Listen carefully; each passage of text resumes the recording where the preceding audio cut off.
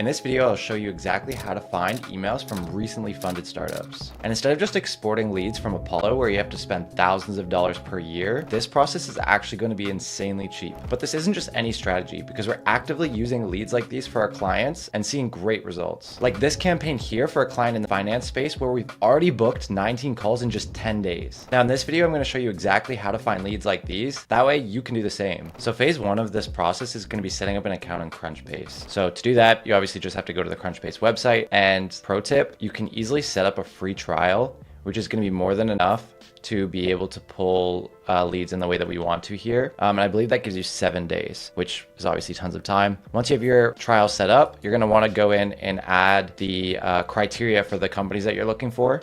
So in our situation, we are looking for companies in the US, 1 to 100 company size, last funding date in roughly the last 2 to 3 years. And then the funding type, I believe it was pre-seed all the way to Series D. Once you have determined all of the criteria for these companies, just make sure they're all visible here. The biggest thing is going to be ensuring that you have the website. If you have the company domain or the company website, you're pretty much able to pull any data going forward. So ensure you have everything here, ensure all of these columns contain the information you want, and then feel free to add anything on the edit button here prior to doing the scrape. Once you have it all set up, you're basically going to pull the URL from here and jump into Apify. I would recommend just searching Crunchbase Scraper. You can use this one or there's a few others. Just choose it based on the number of reviews. Obviously, the more reviews, the more trustworthy it's going to be.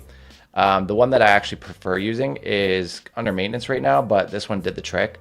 So once you have that URL, essentially you're going to upload it here.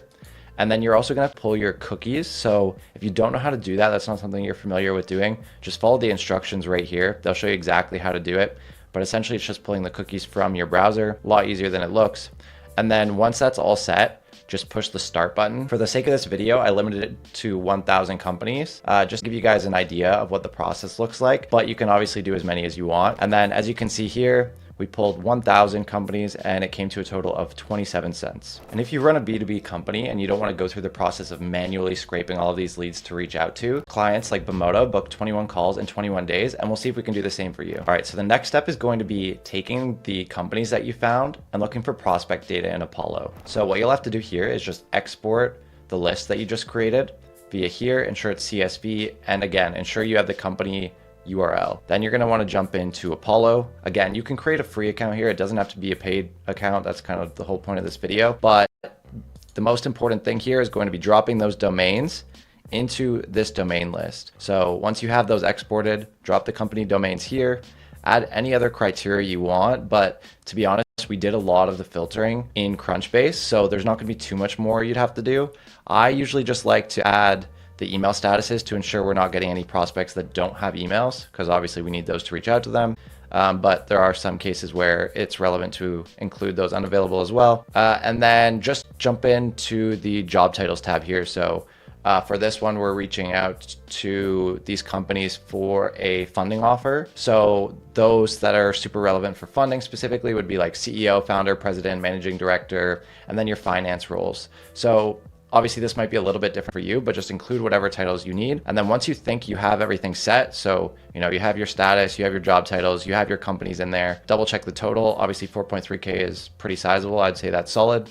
And then once it's all ready, you're going to want to copy the domain and the URL link from here, and we're going to pull that into Apify again. So once you're in Apify, look up this exact actor. This is going to be the one I'd recommend 10 out of 10 times. It's only $1.20 per 1,000 leads. And this one's super simple to run as well. So drop your search URL directly into this field here. And that's pretty much all you have to do to get things running. You're going to throw the start button on, and it's just going to take a few minutes to run through. For the sake of this video, I've already run through the process. And as you can see here, I got 4,100 leads for just under $5, which is obviously nothing. In the end, you'll obviously get a CSV with everything from their first name, last name, email, organization name, website, LinkedIn, pretty much every single thing you'll need to reach out to the prospect. Then at this point, you're pretty much good to go, but I always like to, polish things off, make sure everything is nice, clean, organized prior to loading it up into your email sequencer. So I'll pull it over into Clay and just import that CSV that I got from Apollo, do a few little housekeeping things like normalize company name, normalize the domain, and then run it through your preferred email verification software just to ensure you're not going to get any bounces once you start sending. On top of this, you can jump into a bunch of optional stuff. Like if you want to create some AI personalizations, you can jump in and do so with like Claygent, for example. If you want to pull in specific information from the funding data, which you obviously found, you can do that by jumping over to the CSV in the Crunchbase CSV.